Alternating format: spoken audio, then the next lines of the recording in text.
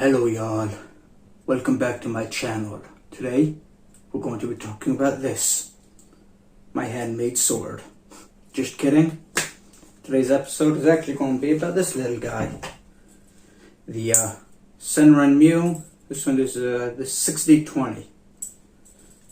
Let's talk about it.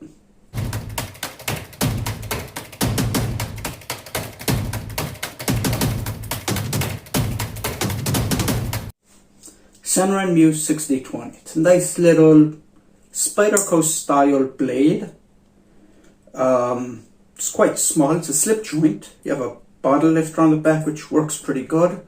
I just ran out of beer and I didn't have what's the word? I just was too lazy to go to the store to pick up another thing with a bottle I can with a cap that I can lift. So just take my word, it works pretty good. It has this finger choil which holds the blade from kind of closing on your fingers. You have the spidey hole for opening it. Has some designs, quirks. I'll talk about them in a minute. So I've had this knife for about 4 years now. I haven't really carried it a lot. I've carried it as a secondary blade, or if I wasn't really going to carry a knife. This fits really nicely in the 5th pocket. I put on it a keyring, so I could put it on a keychain. I think it's a little too big for a keychain for me, but to each their own. So it keeps shut really well, and opened it's pretty. You need a significant amount of force to close it. I mean, it can close, but I wouldn't bet on it closing too often. So SANRENMU did a good job with the tension on the spring, holding it in place. It doesn't have a half stop, so something I normally would prefer, but for the price I paid for this, I actually had to check it up. I think I paid like $10 for it. I'm blown away from the quality. Doc specs at the end, or actually I probably just post them as a picture so you can see. There's a little, I don't know if you can see it, but there's a engraving there of a bird, something like I think it's a robin or some other small bird. It's only on one side, not on the other side of the blade.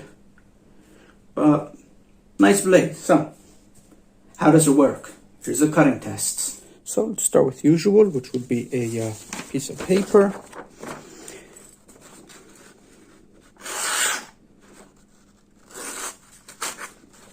Okay, that got cut in the the sharpener's choil there. To try again. If you don't start in the sharpener's choil, it's pretty good.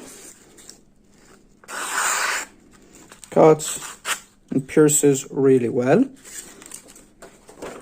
Move that paper off. Let's try zip ties.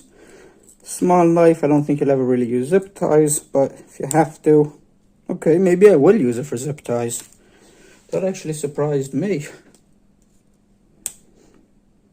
There's annihilates it. Okay, paracord.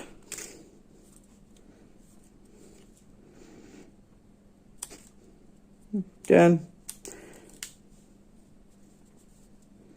to double it, goes right through it. This is the 1 centimeter rope. Again, no problem whatsoever with it. What is that? Okay, I have here the hard corrugated plastic. It does want to bend into the cut, but and it's a little small, so it's a little hard. But once it's on there, it is cutting it really well. Where did that piece go? Over there, okay. So yeah, cuts that. And last but not least, old belt with some nice leather.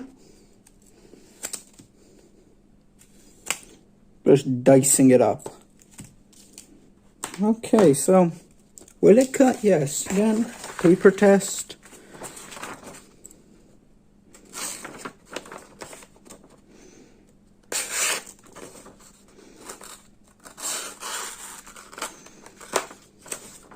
It's running out of blade because it's a very short blade, but yeah, as long as you don't start in the sharpness choil in there, you're really good.